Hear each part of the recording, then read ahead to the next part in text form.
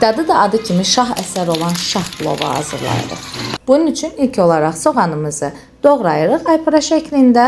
Daha sonra qazana əlavə edirik. 2-3 dəqiqə qarışdıraraq bişiririk. Daha sonra isə yağını əlavə edib 5-6 dəqiqə yumuşalmasını gözləyirik. 5-6 dəqiqədən sonra isə üzərinə sarı kök, qaynatmış olduğumuz ət, qaysı qurusu, alça qurusu və şabalıdını əlavə edib təxminən yarım saat 40 dəqiqə öz suyunda dəmdə saxlayırıq. Növbəti olaraq isə aşımızı hazırlayırıq. Bunun üçün qaynatmış olduğumuz suya 2-3 saat öncədən islatdığımız, yuduğumuz düyünü, ağız dadımıza uyğun duz, sarı kök və biraz duru yağ əlavə edib 10-12 dəqiqə düyümüzü qaynadıb süzürük. Videoda da göründüyü kimi qaramız artıq hazırdır. İndi isə aşımızı hazırlamağa başlayırıq.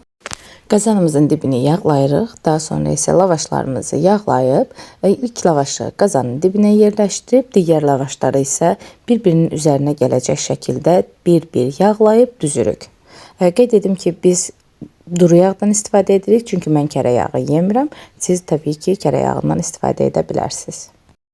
Daha sonra isə qaynatmış olduğumuz düyünü təzələyib qaşıq köməyi ilə, kəfkə köməyi ilə bir hissəsini qazanın dibinə yerləşdirib, üzərinə ətimizi, yəni aşqaramızı əlavə edirik.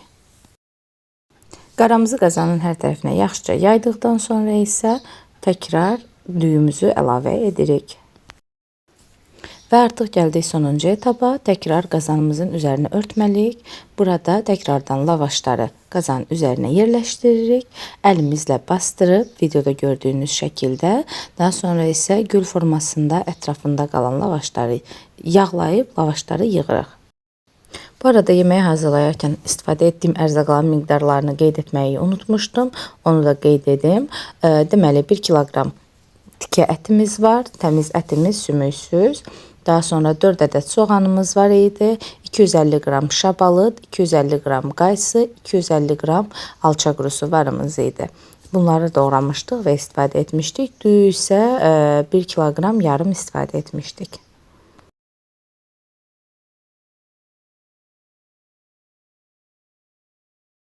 Bütün lavaşlarımızı qazanımızın üzərinə yığdıqdan sonra təkrar bir ədəd lavaş üzərinə yerləşdirib əlimizlə hər tərəfinə yaxşıca bastırırıq. Daha sonra isə falqa ilə büküb əvvəlcədən isitmiş olduğumuz sobada 200 dərəcə temperaturda altı üstü qızarana qədər bişiririk. Və beləcə artıq şah plovumuz hazırdır. Həyəcanla qazanımızın açılmağını gözləyirik. Nar kimi qızarmış şah plovumuz artıq hazırdır. Hazırlayan hər kəsə indidən nuş olsun. Əgər videolarımı bəyənirsinizsə kanalıma abunə olmağı və videonu like etməyi unutmayın. Özünüzə yaxşı baxın, hələlik.